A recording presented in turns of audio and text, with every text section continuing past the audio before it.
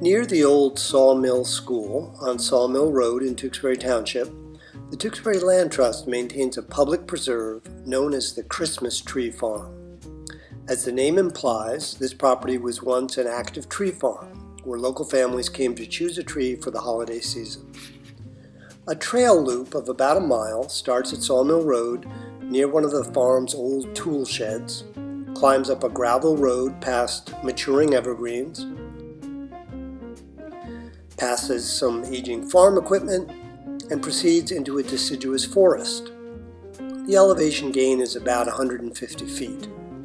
The trail parallels Tiger Drive and then turns south, loops around a field of pines, and gets you back to Sawmill Road and your starting point.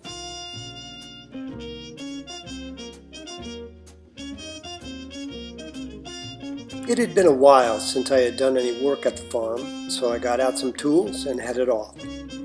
The first thing I noticed, besides an overgrown entrance, was mugwort. This invasive perennial form was probably introduced to North America in the 1500s by Jesuit missionaries in Canada. The plant has medicinal properties, but it spreads by rhizome, and one plant alone can produce hundreds of seeds. If you don't get them up, they're just spread. So there's a lot of successive weeding that's needed unless you're going to just rip everything off, which is I don't want to do.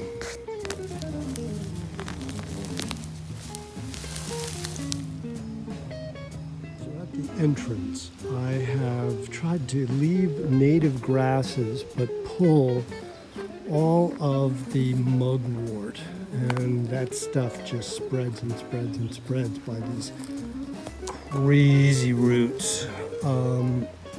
So it's hard to get. You have to come back several years in a row to really get all that stuff. Although I had come to work the pine stands, I was waylaid by other pockets of mugwort. Of course, having pulled them, the invasive stilt grass will quickly fill the void.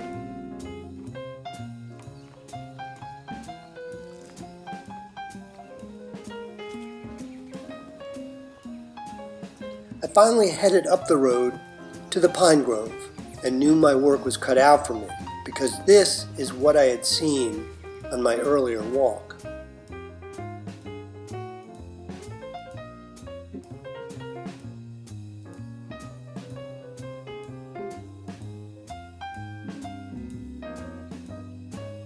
A decade and a half ago, the pine stand looked like this, but as the trees matured and made mowing more difficult, vines, autumn olives, barberry were starting to take control. I tackled one small section, pulling vines and cutting barberry. And I also trimmed dead pine branches, but I left some spiky stubs to prevent bucks from rubbing the bark from the trees.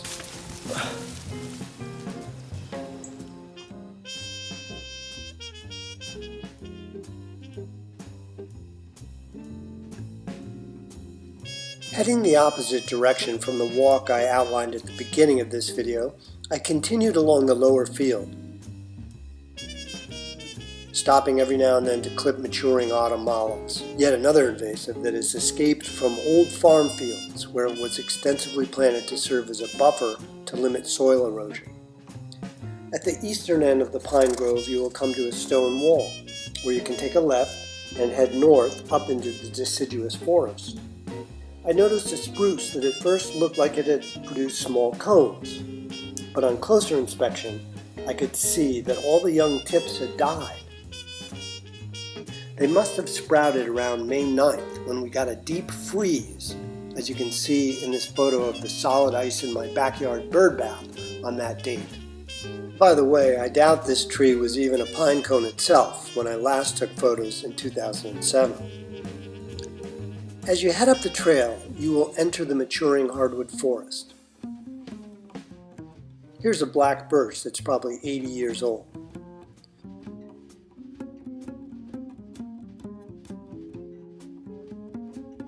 At the top of the ridge, take a left and follow the horse trail that parallels Tiger Drive. In many places, a spread of grass like this would be the invasive Japanese stilt grass, but this is Pennsylvania sedge. a shade-loving perennial common to oak forests.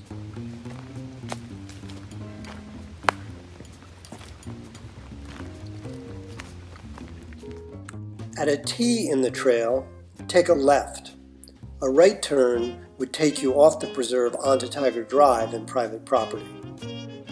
I stopped to investigate some blowdowns. Watch out, a critter might live here. The trees have fallen to the west, a classic sign of a powerful nor'easter. At the antique farm equipment, follow the trail downhill toward the south. I noticed some developing erosion from recent intense rainfalls. Like drying dinosaur bones, you will see the hulks of some snapped pine trees. Turning the clock back to 2012 and Superstorm Sandy, this is what the devastation looked like. Massive trees were snapped like matchsticks.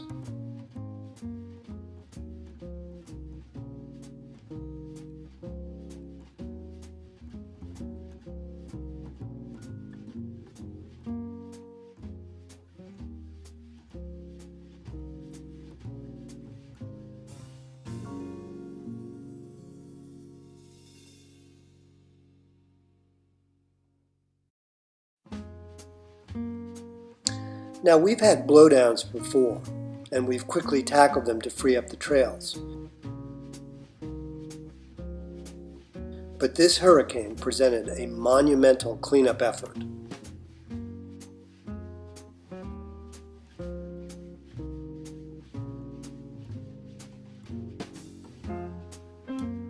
Fortunately, the smaller trees were spared.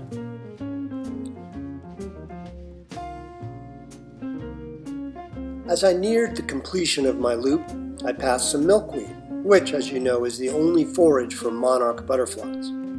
Unlike the native bees that were buzzing around, a colorful cricket was kind enough to pose long enough for a photo op.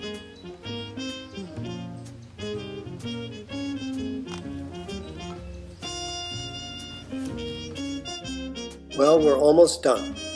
Here's a look back up the hill at the afternoon sun, a peek over at the area I tackled to remove vines and invasives, a haughty stomp I took over a pile of mugwort, and a reminder of the vibrant business that once took place on this preserve. I couldn't resist one more yank of mugwort along Sawmill Road. By the way, you are welcome to engage in stewardship on any of the Land Trust's public preserves. Send us a before and after photo of your work, pulling invasives or cutting vines, and we will log your volunteer service hours. We hope you enjoy the Tewksbury Land Trust preserves and stay healthy.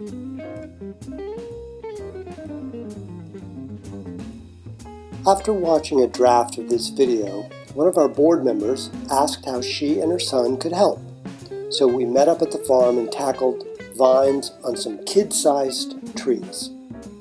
Although we cut a lot of vines, you really need to yank up the roots, which are extensive. And despite our serious uprooting, sprouts will return from roots that snapped off. Of course, the berries are ripening for a future crop of vines.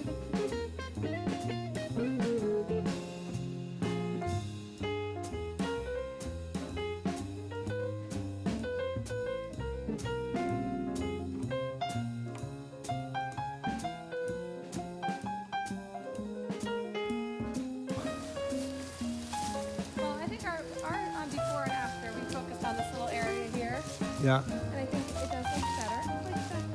Yeah, that one of course is like just too big of a project, but this is okay. Absolutely. All right, that's good.